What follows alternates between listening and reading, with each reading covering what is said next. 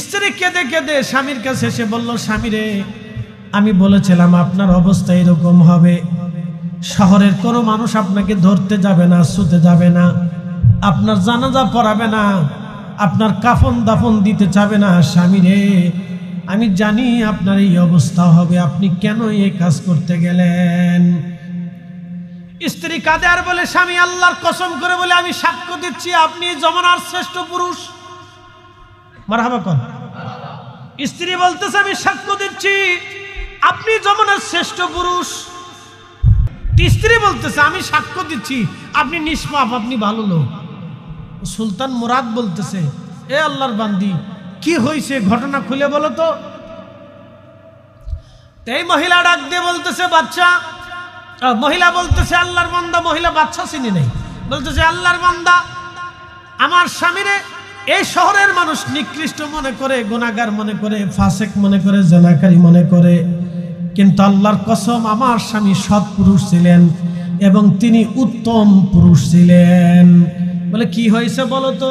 বলে, আমার স্বামী প্রত্যেক দিন রাত্রিবেলা মদের দোকানে যাইতেন, কিছু মদ উনি কিনে নিয়ে এসে এই মদগুলি তিনি পানির মধ্যে ফেলে দিতেন, খালের মধ্যে ফেলে দিতেন, আর বলতেন, আমার বিবি রে, আমি কিছু মানুষকে মদ থেকে বাঁচায় দিলাম।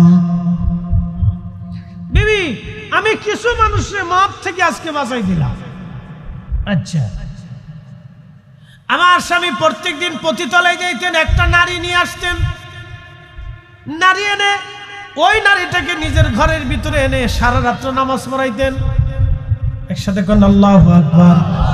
আর আমার স্বামী আমারে বলতেন, বিবি রে, আমি আজকে অন্তত এই মহিলাকে জেনা থেকে বাঁচাই দিলাম এবং শহরের একটা পুরুষকে জেনা থেকে বাঁচাইলাম। আল্লাহু আকবার। আচ্ছা বলেন, ওই লোকের কাজ শুদ্ধ হোক আর অশুদ্ধ হোক, নিয়ত কিন্তু সহি। কথা ঠিক আছে কিনা? নিয়ত কি? সহি, বিশুদ্ধ নিয়ত। তখন স্ত্রী ডাক দেখে, আমি আমার স্বামীরে বলছিলাম, সমাজের মানুষ আপনার সন্দেহ করবে, আপনার জানাজাও পড়াবে না, আপনার কাফন দাফনও দিবে না, আপনার কবরও দিবে না। ঠিকই তাই, সমাজ আজকে তারা মানতেছে না, সমাজ তারা গোসল দিতে চায় না, দাফন করতে চায় না। কিন্তু আমার স্বামী আমারে মাঝে মধ্যে হাসতো আর বলতো, বিবি রে, চিন্তা করিও না, আমারে আল্লাহ জমানার সুলতান রে দিয়া জানাজা পড়াইবে। আল্লাহু আকবার। আমারে আল্লাহ জমানার সুলতান দিয়ে জানাজা পড়াবে। বিবি, তুমি চিন্তা করো না, মানুষ যদি না করে, আল্লাহ আমার এই জমানার এই দেশের সুলতান রে ফাটাই দিয়া আমার জানাজা পড়াবে। সুলতান মুরাদ বললেন, আলহামদুলিল্লাহ, তোমার স্বামীর মনের আশা কবুল হয়ে গেছে। বলতেছে, আপনি কে? বলে, আমি তোমাদের সুলতান, উসমানী সাম্রাজ্যের সুলতান মুরাদ। আমি তোমার সামনে বসে আছি, ছদ্মবেশে আজকে এসে তোমার স্বামীরে পেয়ে গেছি। তখন সৈন্যদেরকে বললো, চলো এই আল্লাহর বান্দারে আমার রাজ দরবারের সামনে নিয়ে যাও। কালকে শাহী মসজিদের সামনে সমস্ত আমির উমরাদেরকে নিয়ে, উলামা ইকরাম নিয়ে এবং দেশের হাজার হাজার মানুষ নিয়ে কালকে ঘোষণা দিয়ে দাও, কালকে তার জানাজার নামাজ আদায় হবে। একসাথে বলবেন আল্লাহু আকবার। আবু বকর সিদ্দিক রাতের আধারে স্বপ্ন দেখে আকাশের চাঁদ আর সূর্য এসে নবীজি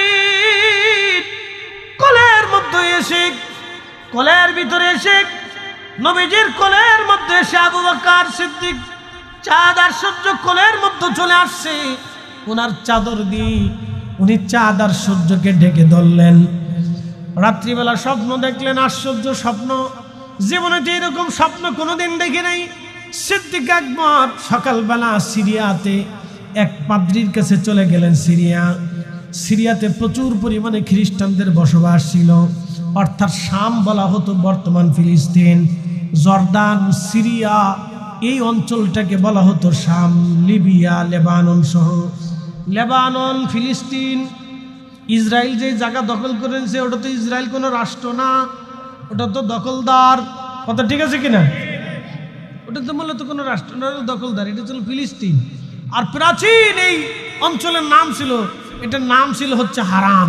হারান বলা হতো, একবারে প্রাচীনকালে এই অঞ্চলটাকে আগে হারান বলা হতো। খুব মনোযোগ দিবেন। এই ফিলিস্তিন, লিবিয়া, লেবানন, জর্দান, সিরিয়া এই অঞ্চলটাকে আগে বলা হতো শাম। শাম, এই শাম দেশে আগে খ্রিস্টানদের বসবাস ছিল বেশি। তখন একজন খ্রিস্টান পাদ্রির কাছে যাইয়া হযরত আবু বকর ডাক দিয়ে বলেন, পাদ্রি রে, আমি গতকাল রাত্রিবেলা এই স্বপ্ন দেখছি, তুমি কি এর তাবির ব্যাখ্যা করে দিতে পারো? পাদ্রি ডাক দিয়ে বলল, স্বপ্ন কি বলো তো? বলে, রাতের আধারে আকাশের সূর্য এবং চাঁদ আমার কোলের মধ্যে আসছে, চাদর দিয়ে আমি ঢেকে ধরে রাখছি, স্বপ্নখানা দেখলাম, বলো তো স্বপ্নের তাবির কি? তখন ওই পাদ্রি ডাক দিয়ে বলো, তোমার নাম কি? আবু বকর। বলে, হ্যাঁ আমার নাম আবু বকর। তোমার বাড়ি কি মক্কায়? বলে, হ্যাঁ। তুমি কি কুরাইশ বংশের? বলে, হ্যাঁ। আবু বকর, তোমার সৌভাগ্য, স্বপ্ন তুমি সত্য যদি দেখে দেখো তাহলে তুমি শুনে নাও, তোমাদের জমানাতে একজন নবী আসবে, তার নাম হবে মুহাম্মদ সাল্লাল্লাহু আলাইহি সাল্লাম। বাবার নাম হবে আব্দুল্লাহ, মায়ের নাম হবে আমেনা। বাবার নাম আব্দুল্লাহ, মায়ের নাম আমেনা। তার বংশ হবে কুরাইশ, বনু হাশেম। এই বংশের থেকে শ্রেষ্ঠ বংশ আর পৃথিবীতে হবে না, এই পরিবার থেকে শ্রেষ্ঠ পরিবার আর দুনিয়াতে হবে না। একসাথে জোরে বলেন আল্লাহু আকবার। না হয় না, আরো জোরে জোরে বলছি, জোরে জোরে একসাথে হাত উঁচা করে বলেন তো আল্লাহু আকবার। আল্লাহু আকবার কেন বললাম? হাত নামান। যার বাবা মার নাম তাওরাতে জবুরে লেখা থাকে, যার বাবা মার প্রশংসা তাওরাত জবুর ইনজিলে করা আছে, তার বাবা মারে আজকে আমার মতো টুপিওয়ালা হুজুর কয় কাফের, জাহান্নামী। কি বুঝলেন? আপনি বুঝলেন? আপনি বুঝলেন? আপনাদের আঞ্চলিক ভাষায় বলতেছি, আপনি বুঝলেন? পাবনার আঞ্চলিক ভাষায় বলতেছে, বুঝলেন? যার আব্বা আম্মার প্রশংসা তাওরাতে জবুরে ইনজিলে লেখা আছে, তার আব্বা আম্মারে আজকে 1450 বছর পরে আইসা কাফের আর জাহান্নামী বানাইয়া সেই টুপিওয়ালা হুজুর জান্নাতের আশা করে, চিন্তা করে মরে গেলে 80টা হুর পাবো। শয়তানে দূরে দাঁড়ায় দাঁড়ায় হাসে, কে দোস্ত তুই আমার থেকেও বড় চিটার। শয়তানে দূরে দাঁড়ায় চিন্তা করে, আমি তো এরকম চিটারি করিনি, তুই আমার থেকে বড় চিটারি করতেছি। কি আশ্চর্য দুনিয়াতে বাস করে, চিন্তা করেন তখন। এই জন্য অলিদের রাস্তা হলো হকের রাস্তা। কথা ঠিক আছে কিনা? অলিদের রাস্তা কিসের রাস্তা? হকের রাস্তা। এই রাস্তা আপনাকে জান্নাতের পথ বাতলাবে। আল্লাহু আকবার কর। কিসের পথ বাতলাবে? বেহেশতের রাস্তা বাতলাবে। অলিদের রাস্তা হলো বেহেশতের রাস্তা। ভালো করে শুনে নেবেন পাবনাবাসী। এবার পাদ্রী ডাক দিয়ে বলতেছে, আবু বকর আপনি চলে যান, আপনাদের দেশে যদি সন্তান আসে, এই নবীর আগমন হয়, তাহলে আপনার জন্য একটা সুসংবাদ আছে, আপনি হবেন তার সাহাবী এবং আপনি হবেন তার প্রথম খলিফা, খলিফাতুল মুসলিমিন। তাওরাতে জবুরে ইনজিলে যেইভাবে লেখা আমি সেইভাবেই আপনার বর্ণনা বাতলাই দিলাম। আল্লাহু আকবার। তাহলে বুঝা গেল হযরত আবু বকরের কথাও তাওরাত জবুর ইনজিলে আছে। এই জন্য নবীদের পক্ষে থাকা এটা কিন্তু তাকদীর লাগে, এটা বাজেট লাগে। একসাথে বলেন কি লাগে? এই আমাদের প্রধানমন্ত্রী ভোটাভুটি হয়ে নির্বাচন হয়ে একজন প্রধানমন্ত্রী হয়েছে, কথা ঠিক আছে না? এমপি যিনি হয়েছেন তিনিও ভোটাভুটি হয়ে নির্বাচন হয়ে এমপি হয়েছে, কথা ঠিক আছে না? তো অলি হওয়ার জন্য কি ভোটাভুটি লাগে? অলি হওয়ার জন্য কিন্তু ভোটাভুটি সিস্টেম নাই। অলি হওয়ার জন্য নির্বাচিত হয়ে আসে। কোথার থেকে? ওর রবের পক্ষ থেকে নির্বাচিত হয়। কে অলি হবে? আল্লাহু আকবার কর। কে অলি হবে? এটা ওনার কাছ থেকে নির্বাচিত হয়। ওনার কাছ থেকে নির্বাচিত হয় যে কে অলি হবে আর কে অলিদের সঙ্গী হবে, সেটাও নির্বাচিত হয়। কারণ পৃথিবীতে বহু মানুষ শাহরুখ খানকে ভালোবাসে, সালমানকে ভালোবাসে, ওই বেডিকার ল্যাংটে বেডিকার জন্য মোহাম্মত নিয়ে দৌড় হয়ে পাগল হয়ে যায়। দুনিয়াতে বহু মানুষ আছে ওই খেলোয়াড়রে ভালোবাসে, যেমনি চুল কাটে এমনি চুল কাটে, যেমনি পোশাক পরে এমনি পোশাক পরে। আমাদের কত বড় সৌভাগ্য যে আমরা অলিদের দলভুক্ত হইতে পারছি, কথা কন না ঠিক আছে কিনা? এটা আমাদের 14 পুরুষের ভাগ্য। কারণ আল্লাহ রাসূল বলেছেন, আল মারু মা মান আহাব্বা, তুমি যারে ভালোবাসো কিয়ামতের ময়দানে তার সাথে তার হাসর নাসর হবে। দুনিয়াতে যদি আপনি গান জুটির সাথে মহাব্বত রাখেন তাহলে ফিরি ফিরি গাঞ্জা খাইতে পারবেন। পৃথিবীর সবচেয়ে বড় প্রেম হলো গান জুটির। আর এই পেশাব মিশ্রিত চা আমি এখন খাই, আপনারা আমার ওয়াজ শুনবেন? হ্যাঁ, আপনাদেরকে যদি বলি যে ভাই আপনারা গান, আপনারা শুনবেন? কারণ কি, এটা খাওয়ার সাথে সাথে, এই পেশাব মিশ্রিত পানি খাওয়ার সাথে সাথে আমার শরীরটা কি হয়ে যাবে? নাপাক হয়ে যাবে। আমার ভিতরে নাপাক হয়ে গেল। একসাথে বলেন, কোন জায়গায় নাপাক হইল? ভিতরে যখন নাপাক হয়ে গেল, তাহলে বাইরে আপনি যত অজু করেন ভিতরের নাপাকি কিন্তু দূর হয় না। এই জন্য যারা নেশা করে তারা সবসময়ের জন্য নাপাক থাকে, কারণ নেশা এমন একটা জিনিস, ও না খাইলে ওরে ছাড়ে না, খাইতেই হবে। মদ যে খাওয়া অভ্যস্ত তার মদ খাইতেই হবে, যে গাঁজা খায় তার গাঁজা খাইতেই হবে। আপনাদেরকে বুঝাই, তার শরীর 24 ঘন্টা নাপাক থাকে, 24 ঘন্টা নাপাক থাকে। ওই অবস্থায় একবারও যদি আল্লাহকে ডাক দেয় তাও কবুল হবে না। 24 ঘন্টা নাপাক থাকে। ওই অবস্থায় যদি ওই নাপাক ব্যক্তির মৃত্যু হয়ে যায় তাহলে জাহান্নাম ছাড়া আর কোনো রাস্তা নেই। এই জন্য নেশা এত ভয়াবহ জিনিস। আপনাদেরকে আরো বোঝাই, যে ব্যক্তি সুদ খায়, কি খায়? সুদ খায়। গ্রামীণ ব্যাংকের মতো যে ব্যক্তি সুদ খায়, ভালো করে শুনে নেন, যে ব্যক্তি সুদ খায় এই ব্যক্তি নাপাক থাকে। একসাথে বলেন, কি থাকে? না, আস্তে করে বলেছেন, জোরে বলেন, কি থাকে? না, জোরে বলেন, কি থাকে? নাপাক থাকে। বলে কারণ তার উৎস হারাম। একসাথে বলেন, তার উৎস কি? হারাম। এখন আপনারে আমি, আমার সাথে আপনারা মক্কায় গেলেন, ধরেন পছন্দ করলেন ফরিদি সাহেব অত্যন্ত সুন্দর ওয়াজ করে, ওনার সাথে গেলে মক্কার অনেক কিছু দেখা যাবে, হজটাও ভালো হবে, ওনার সাথে ঘুরে গেলে দোয়া খেয়াল করবো, কান্নাকাটি করবো, ভালো হবে না।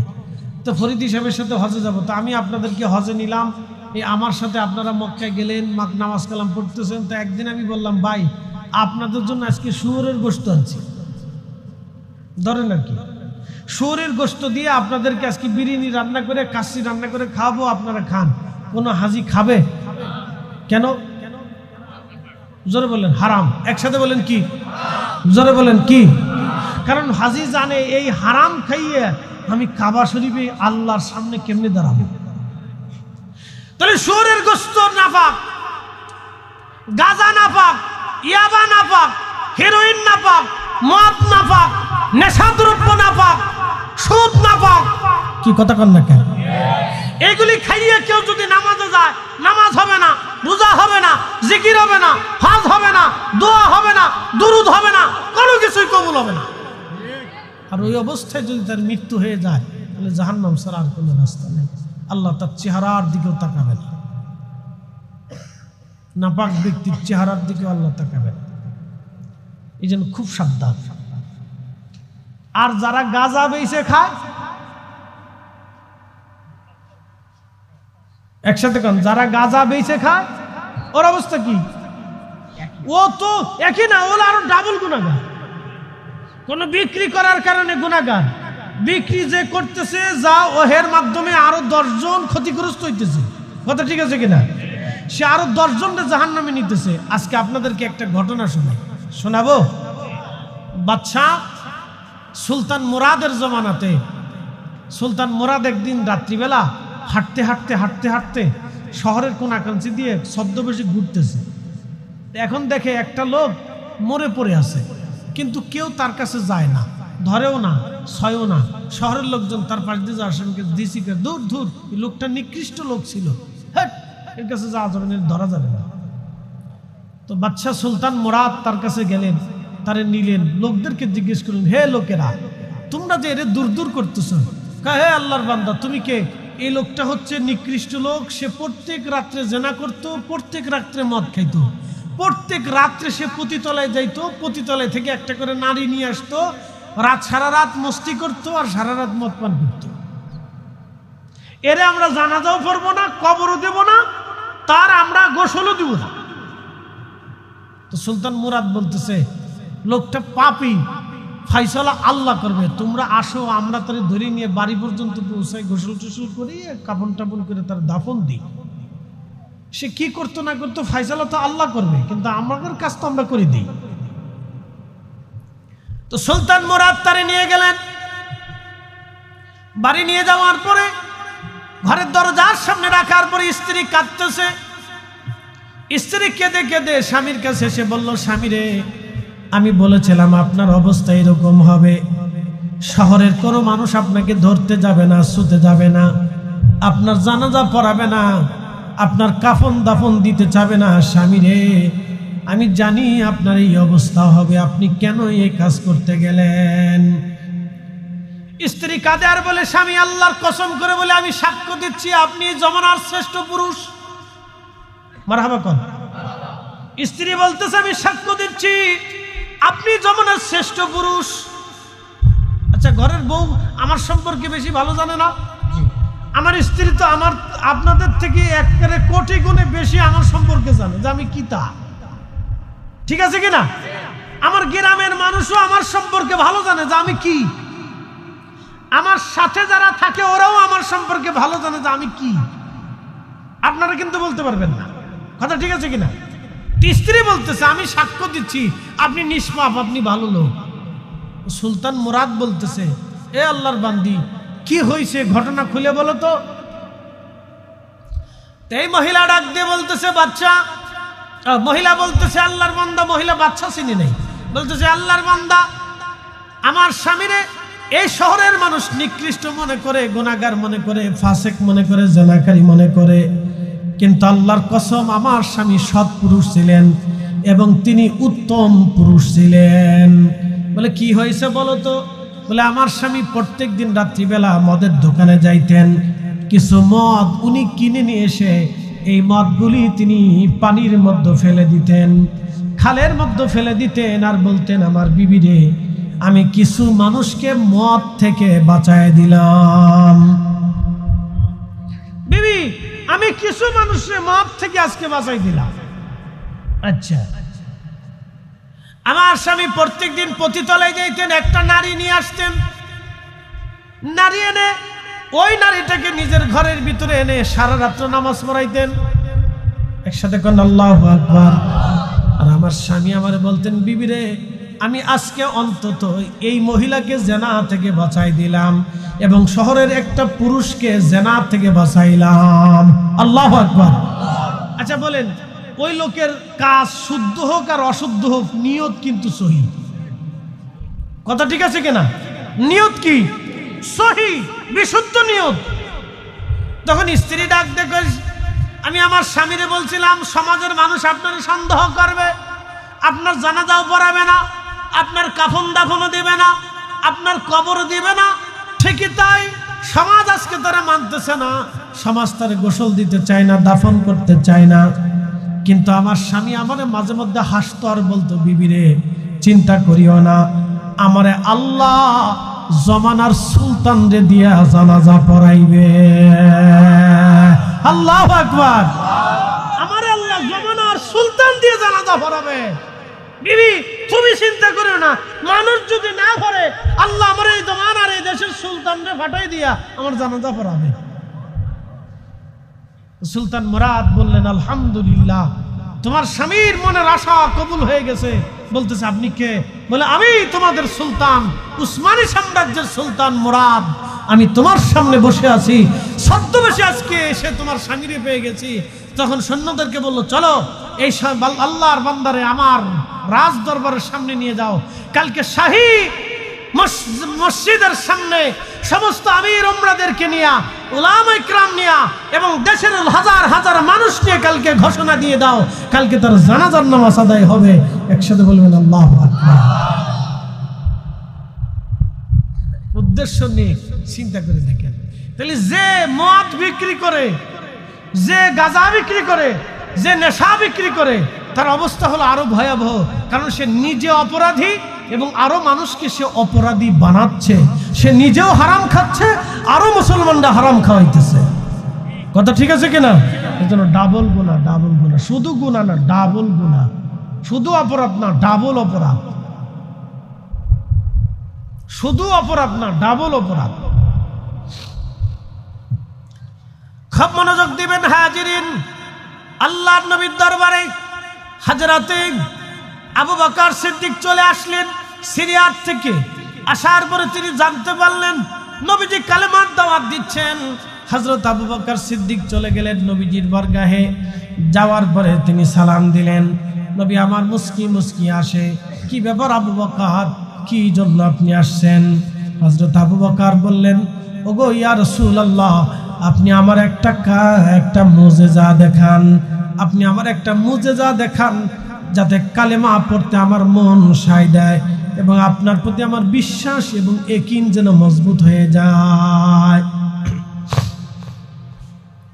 আপনি আমার একটা মুজিজা দেখান। ঠিক ওই সময় হযরত আল্লাহর নবী মুস্কি হাসি দিয়ে বলেন, আবু বকর, সিরিয়াতে থাকা অবস্থায় তুমি রাতের আধারে রাত্রিবেলা তুমি স্বপ্ন দেখেছিলে একটা চাঁদ একটা সূর্য তোমার কোলের মধ্যে চলে আসছে। আবু বকর রে, তুমি এই সূর্যের স্বপ্নের তাবির সকালবেলা পাদ্রীর কাছে গেলা, পাদ্রী তোমাকে বলল এই তুমি হলা আমার পরিচয় তোমাকে দিয়ে দিল এবং আমার খেলাফতের পরিচয় তোমাকে দিয়ে দিল, এরপরেও কি তুমি মুজিজা জানতে চাও? আল্লাহর নবীর দরবারে আবু বকর হাসি দিয়ে বলেন, ইয়া রাসূলুল্লাহ, আর আমার বুঝার বাকি নাই, আপনি সত্য নবী, আপনি শেষ নবী, আপনি আমার জবান খোলাইয়া পড়ায় দেন কালেমা লা ইলাহা ইল্লাল্লাহু মুহাম্মাদুর রাসূলুল্লাহ পরি সাল্লাল্লাহু আলাইহি ওয়াসাল্লাম। একটা জবান বন্ধ থাকবে না, চিৎকার মেরে বলেন আল্লাহু আকবার। এখন প্রশ্ন ভালো করে বুঝবেন, আবু বকর রাদিয়াল্লাহু আনহু স্বপ্ন দেখলেন সিরিয়াতে, তাবির করলেন পাদ্রীর কাছে, খবর আসছে দরবারে মোস্তফাতে। মারহাবা কোন? আবার বলি, আবু বকর সিদ্দিক স্বপ্ন দেখলেন সিরিয়াতে, তাবির করলেন পাদ্রীর কাছে, সংবাদ আসলো মক্কাতুল মুকাররমাতে আমার রসুলের দরবারে। তাহলে কি বুঝলেন? উম্মতের খবর রসুলের দরবারে আসে না নাই? যেমনে বলেন মানে বিশ্বাস হয় না, একসাথে বলেন, উম্মতের খবর নবীর দরবারে আসে না নাই? উসমান রাদিয়াল্লাহু আনহু তিনি জামিউল কোরআন, কোরআন একত্র করনেওয়ালা। হযরত উসমানের থেকে বেশি কোরআনের খেদমত আজ পর্যন্ত কেউ করতে পারে নাই। এই আল্লাহর কোরআনের সবচেয়ে দামি শ্রেষ্ঠ খেদমত হযরত উসমান গনি করে গেছে। ভালো করে শুনে যান, কোরআনের খেদমত উসমানের থেকে বেশি কেউ করতে পারে নাই। যে যতই বলুক আমি কোরআনের খেদমত করি, উসমান থেকে খেদমত কেউ বেশি করতে পারে নাই। আমি মদিনা মসজিদে নববীর ভিতরে একটা লাইব্রেরি আছে, মসজিদে নববীর ভিতরে একটা লাইব্রেরি আছে, সেই লাইব্রেরিতে আমি গিয়েছিলাম, আমার মোবাইলে ছবি তোলা আছে। সাহাবীরা পাথর খোদাই করে কোরআন লেখছে, সেটা আছে এখন। কাঠের ভিতরে কোরআন লেখছে, সেটা এখনো আছে। হাড়ের ভিতরে কোরআন লেখছিল, এগুলি পরে উসমান গনি কিছু কিছু পুড়িয়ে মানে নষ্ট করে দিয়েছিলেন, যাতে পরবর্তীতে এই কপিগুলি নিয়ে কেউ আর ফিতনা ছড়াইতে না পারে। তো তিনি সমস্ত কোরআনকে কোন সূরা আগে হবে, কোন সূরার পরে কোন সূরা হবে, কোন আয়াতের পরে কোন আয়াত হবে, সব কিছু উনি ডিটেলস সাহাবায়ে কেরাম নিয়ে বইসা বোর্ড করিয়ে অনেক নিরীক্ষণ করে পর্যবেক্ষণ করে তারপরে অনেক কষ্ট করে তিনি কোরআন একত্রিত করলেন। এই জন্য ওনাকে বলা হল জামিউল কোরআন, কোরআন একত্রিত করনেওয়ালা। আজকে যে কোরআন আপনি সহজে পড়েন, এই কোরআন হযরত উসমান গনি এই কপিটা তৈরি করে গিয়েছিলেন। যতদিন পর্যন্ত কোটি কোটি মুসলমান কোরআন পড়বে, এই কোরআনের সওয়াব হযরত উসমান গনির আমলে আল্লাহ পৌঁছাই দেবে। একসাথে বলবেন আল্লাহু আকবার।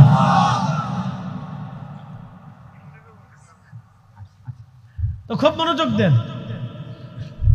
ফুরফুরার হুজুরের সিলসিলার বায়াত কারা কারা আছেন হাত উঁচা করেন তো।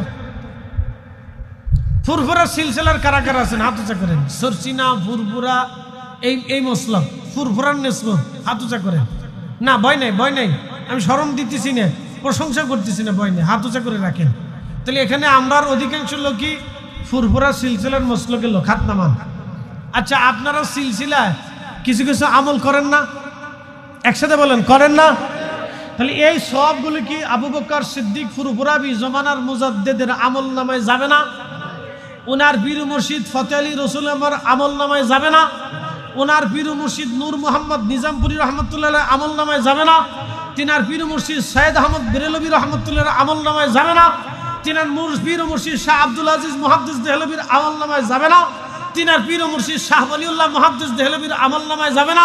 তিনার পীর ও মুর্শিদ হযরতে শাহ আব্দুর রহিম মুহাদ্দিস দেহলভীর আমলনামায় যাবে না। তিনার পীর ও মুর্শিদ শাহ হযরত আব্দুল্লাহ আকবর আবাদী রাহমাতুল্লাহ আমলনামায় যাবে না। তিনার পীর ও মুর্শিদ শাহ আদম বিন নুরি রাহমাতুল্লাহর আমলনামায় যাবে না। তিনার পীর মুর্শিদ মুজাদ্দিদ আল হোসেনি সেরহিন্দি ফারুকি রাহমাতুল্লাহর আমলনামায় যাবে না। তিনার পীর মুর্শিদ খাজা বাকিবিল্লাহ রাহমাতুল্লাহর আমলনামায় যাবে না। এইভাবে নেকি যাইতে যাইতে আল্লাহ রাসূল পর্যন্ত যাবে। একসাথে কোন আল্লাহু আকবার। মনে রাখেন, তাহলে কোরআন শরীফ যতদিন পর্যন্ত মুসলমান পড়বে সমস্ত নেকি হযরত উসমানের আমলনামায় জমা হয়ে যাবে। এই জন্য তরিকা আর সিলসিলার ভুক্ত হইন।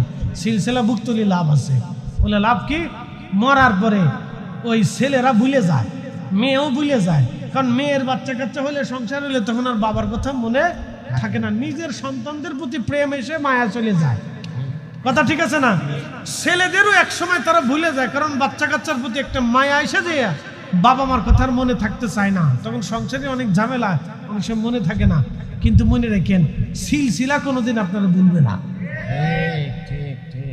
মনে রাখেন, সিলসিলা আপনারা ভুলবে না। বলে মাহফিল যত জায়গায় হবে, আজকে এই দরবারে মাহফিল, সিদ্দিকিয়া দরবারে মাহফিল, আজকে দোয়ার সময় কিন্তু বলা হবে, আল্লাহ সিলসিলার যারা কবরে গেছে তুমি তাদেরকে মাফ করে দাও। তার মানে বোঝা গেল, এই 500 বছরের যদি সিলসিলা, 400 বছরের সিলসিলা, 200 বছরের সিলসিলা, 100 বছরের সিলসিলা, যত মানুষ কবরে গেছে সবার কবরে আজকে নেকি চলে যাবে। একসাথে কোন আল্লাহু আকবার। তাহলে সিলসিলা ভুক্ত হয়ে লাভ হয়েছে না লস হয়েছে? সব ভুলে গেল, আপনার লস হয়ে গেল। সব ভুলে যাবে, পাড়া প্রতিবেশীরাও ভুলে যাবে, আত্মীয় স্বজনও ভুলে যাবে, দুনিয়ার মানুষ ভুলে যাবে, কিন্তু সিলসিলা আপনাকে ভুলবে না, তরিকা আপনারে ভুলবে না। তরিকা আপনারে নিতে নিতে নিতে নিতে 500 বছর পরও তরিকা নিয়ে যাবে। একসাথে কোন আল্লাহু আকবার। হাতি বাঁচলেও লাখ, মরলেও লাখ। এজন্য অলিরা থাকলেও লাখ, এন্তেকালের পরেও লাখ। অলিরা মরার আগেও অলি, মরার পরেও অলি। আচ্ছা, আপনাদেরকে জিজ্ঞেস করি, জবাব দিবেন। নবীরা এন্তেকালের আগে কি? নবী। জোরে বলেন, এন্তেকালের আগে কি? এন্তেকালের পরে কি? জোরে বলেন। না না, আস্তে করেন না, জোরে বলেন। অলিরা এন্তেকালের আগে কি? অলি। এন্তেকালের পরে কি? এটা হিসাব সোজা। অনেকে কয় শাহজালাল রহমতুল্লাহর মাজারে আছে কি? আমি কই শাহজালাল রহমতুল্লাহর মাজারে শাহজালাল নিজে আছে। আর উনি যদি থাকে তার আমার আর লাগে কি? উনি যদি থাকে তো আমার লাগে কি? আমি তো গেছি ওনার জিয়ারতে। বলে মদিনা শরীফে অনেকে হাজিরা বলবে, অনেক হাজি, অনেকের সাথে হজে যদি জানতে বলবে, মদিনা শরীফে কিছু নাই, যায় নামাজ কালাম পড়ে চলে আসবে। ওখানে নাই কিছু। রওজা শরীফে, নবীর রওজায় কোনো কিছু নাই, না তা দেবে না। বলে রবির রওজা শরীফে কিছু নাই। আচ্ছা, আপনাদেরকে বলি, নবী না থাকলে কালেমা আছে? নবী না থাকলে কোরআন আছে? কোরআন কি আল্লাহ সরাসরি শিখেছে? তো কোরআন কে শিখেছে? নবী শিখেছে।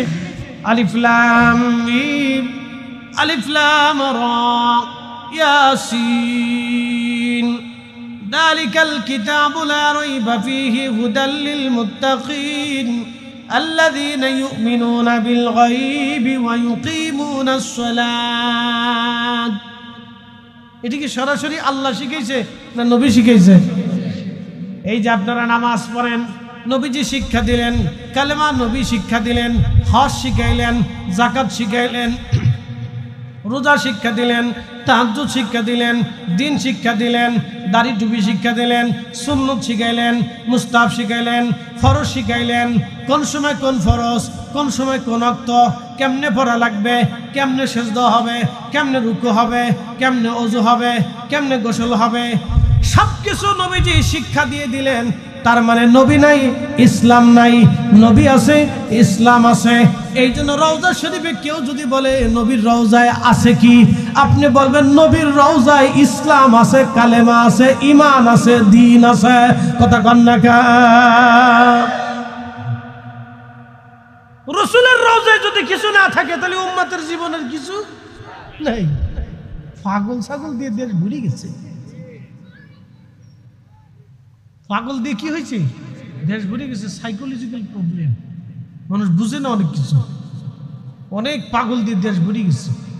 আমি একদিন আমার ফরিদপুরের কানাইপুর স্ট্যান্ডের দ্বারা দিয়েছি, মাগরিবের আজান দেবে এমন সময় দেখি কুরবানির আগে দেশে গেছি হজ কুরবানির সময়, তো এক ভদ্রলোক একটা লিফলেট নিয়ে আসছে, এরকম একটা লিফলেট নিয়ে আমার কাছে দাঁড়াইয়া মোটরসাইকেল চালাই দিয়ে আমার হাতে লিফলেটটা ধরাই দিয়ে চলে গেছে। আমি লিফলেটের মধ্যে লেখা দেখলাম হজের নিয়মাবলী লেখা আছে, মদিনা শরীফে মক্কা শরীফে হজ শেষ করে মদিনা শরীফে নবীজির মসজিদে নববীতে নামাজ পড়ার নিয়তে যাবেন, সাবধান নবীজির রওজা শরীফ জিয়ারতের নিয়ত করা হারাম এবং বেদাত কবিরা গুনাহ শিরিক।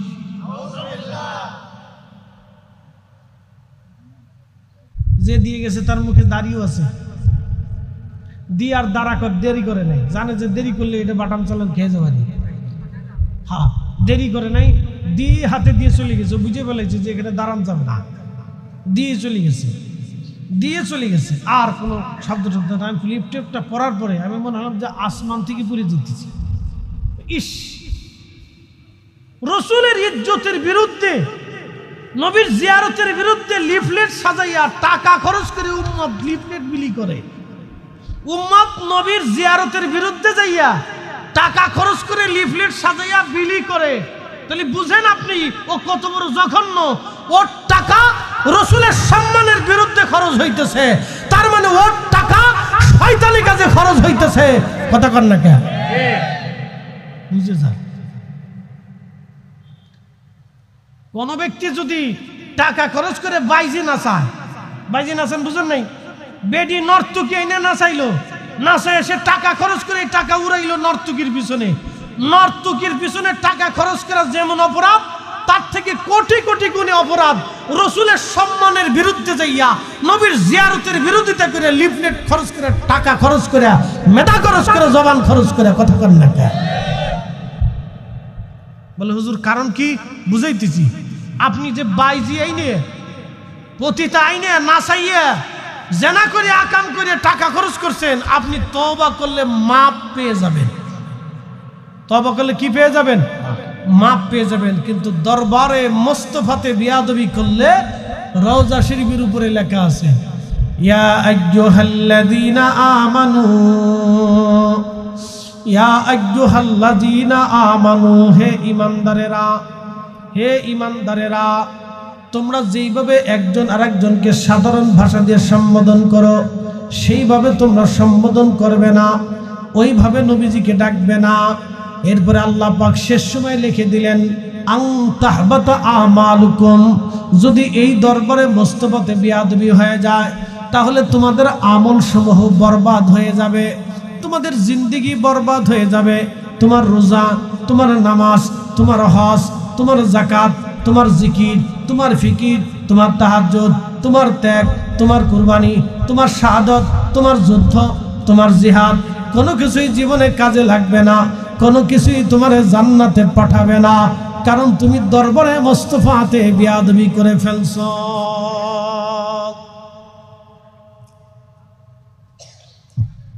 বাবা নামাসি, খুব মনোযোগের সাথে কথাগুলি শুনবেন ভাই আমার, এগুলি বোঝার কথা, এইগুলি বুঝবান কথা। এই জন্য দরবারে মুস্তাফা জিয়ারত খুবই দামি জিনিস। কোন উম্মত যদি বুঝতো নবীজি রওজা মুবারকের পাশে দাঁড়ানোর বরকত কতটুকুন, উম্মত হামাগুড়ি দিয়ে হলো নবীজি রওজা মুবারকের পাশে দাঁড়াইতো, আল্লাহর নবীকে সালাম দিত, নবীজির সাথে কথা বলে আসতো। খুব মনোযোগ দিয়ে কথাগুলি শুনবেন ভাই আমার। আহা, নবীজি রাহমাতুল লিল আলামিন ওই বেদুইন কালেমা পড়ল, হযরত আবু বকর কালেমা পড়লেন। এই জন্য ঈমান ও আমল, ঈমান ও আমল, ঈমান ও আমল আবার নবী মুস্তাফা।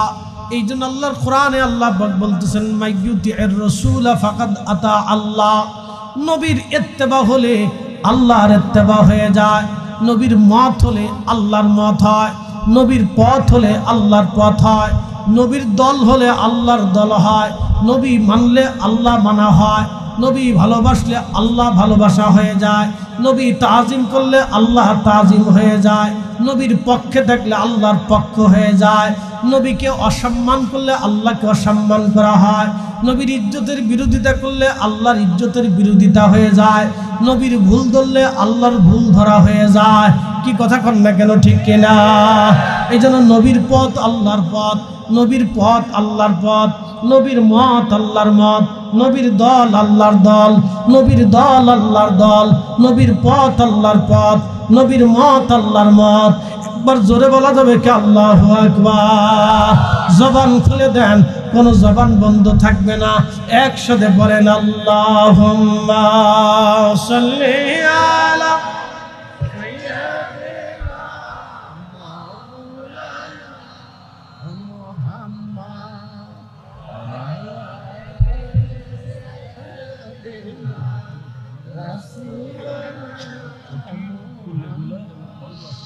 Allahumma salli ala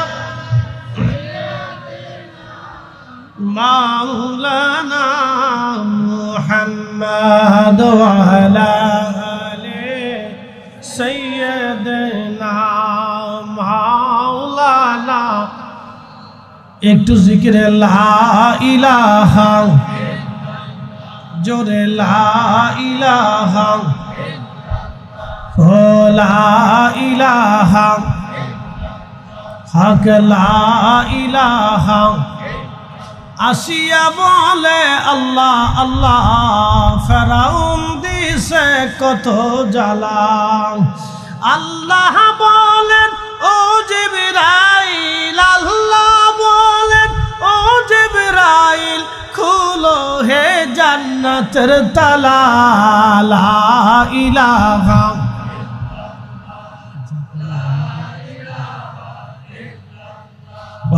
লা ইলাহা, হক লা ইলাহা, লা ইলাহা ইল্লাল্লাহু মুহাম্মাদুর রাসূলুল্লাহ। পড়ি সাল্লাল্লাহু আলাইহি ওয়াসাল্লাম। খুব মনোযোগ দিবেন, আমি মূল আলোচনায় ফিরে চলে যাই। মুরাকাবায় বসাইয়া মুরিদের সাথে আল্লাহর নবীর দিদার করায় দিতেন। একটা জবান বন্ধ থাকবে না, চিৎকার মেরে বলেন আল্লাহু আকবার। ওনার সারা জীবনের খেদমত করেছিলেন হযরতে আবু বকর সিদ্দিক ফুরফুরাবি রাহমাতুল্লাহি আলাইহি। হযরতে ফতেলি রাসূলের নামা পালকির মধ্যে চড়তেন। আবু বকর সিদ্দিক ফুরফুরাবি রাহমাতুল্লাহি আলাইহি পালকি কাঁধে করে নিয়ে হাঁটতেন। ফতেলি রাসূলের নামা রাহমাতুল্লাহি আলাইহির জুতা মাঝে মধ্যে নিয়ে হাঁটতেন, জুতা মাঝে মধ্যে নিয়ে হাঁটতেন, তাও জুতা উনি বুকের ভিতরে করে নিয়ে হাঁটতেন। লোকেরা বলতো, আবু বকর সিদ্দিক তোমার হলোটা কি? তুমি একজন শিক্ষিত মানুষ হইয়া এক মজ্জুব পাগল বেশি এই মানুষের জুতা কোলে করে হাঁটো, কারণ কি? আবু বকর সিদ্দিক ফুরফুরাবি রাহমাতুল্লাহি আলাইহি মনে মনে দুঃখ পাইতেন। একদিন ফতেলি রাসূলের নাম রাহমাতুল্লাহি আলাইহি পালকি থেকে নেমে ডাক দিয়ে বলেন, আবু বকর বাবারে, তুমি আমার জুতাখানা তোমার বুকের ভিতরে ধরে রাখার কারণে, তুমি তোমার কোলের ভিতরে ধরে রাখার কারণে মানুষ তোমার নিন্দা মন্দ বলে। বেটারে, আজকে আমি তোমার জন্য দোয়া করে গেলাম, আল্লাহ রাব্বুল আলামিন তোমাকে এমন একটা মর্যাদা দিবে, এই দুনিয়ার লক্ষ লক্ষ মানুষ তোমার জুতা নিয়ে দেওয়ার জন্য, তোমার জুতা ধরে রাখার জন্য তারা পাগল পারা হয়ে থাকবে। একবার জোরে বলা যাবে কি আল্লাহু আকবার? ওনার জুতা পাহারা দেওয়ার জন্য, জুতা ধরে রাখার জন্য এই ভারত বাংলা আসামের লক্ষ লক্ষ মানুষ পাগল থাকতো। কি কথা কন না কেন? বিশেষ করে ওনার জুতা ধরে নিয়ে রাখতেন। ফুরফুরার হুজুর যখন ওয়াজ করতেন, ওনার সাথে একজন আসতেন বিশ্ববিখ্যাত আলেম, তার নাম হযরতে রুহুল আমিন বসিরহাটি রাহমাতুল্লাহি আলাইহি। 22,000 হাদিস জানতেন তিনি। একসাথে জোরে কন্যা মারহাবা। কত হাজার হাদিস, সহিহ বুখারী থেকে একবারে সুনান ইবনে মাজাহ পর্যন্ত কোন হাদিসের কিতাবের কোন ইবারত, কোন বাব, কোন পরিচ্ছেদ, কোন কিতাব, কোন অধ্যায় ওনার বাকি ছিল না। প্রত্যেকটা হাদিসের কিতাব উনি তন্ন তন্ন করে জানতেন, কোন পৃষ্ঠায় কত নাম্বার কত হাদিসে কি আছে বলে দিতে পারতেন। এত বড় একজন আলেম ছিলেন। হযরত আবু বকর সিদ্দিক ফুরফুরাবি রাহমাতুল্লাহ আলাইহি যখন ওয়াজ করতেন, তখন রুহুল আমিন বসিরহাটি রাহমাতুল্লাহ আলাইহি ওনার জুতা খুলে নিয়ে এমনি দাঁড়ায় থাকতেন। লোকেরা বলল, হুজুর আপনি এত বড় আলেম হওয়ার পরেও হুজুরের জুতা এমনি কান কোলে করে নিয়ে দাঁড়ায় থাকেন কেন? জুতা আপনি রেখে দিয়ে বসে যান। তখন রুহুল আমিন বসিরহাটি বলতেন, বাবারা তোমরা জানো না ওনার খেদমতের কারণে আমার আল্লাহ ইলমে লাদুন্নি দিয়েছে। একবার জোরে বলা যাবে কি আল্লাহু আকবার? তাকবীর, আল্লাহু আকবার, রিসালাত, সিলসিলা হক ফুরফুরা শরীফ, জিন্দাবাদ।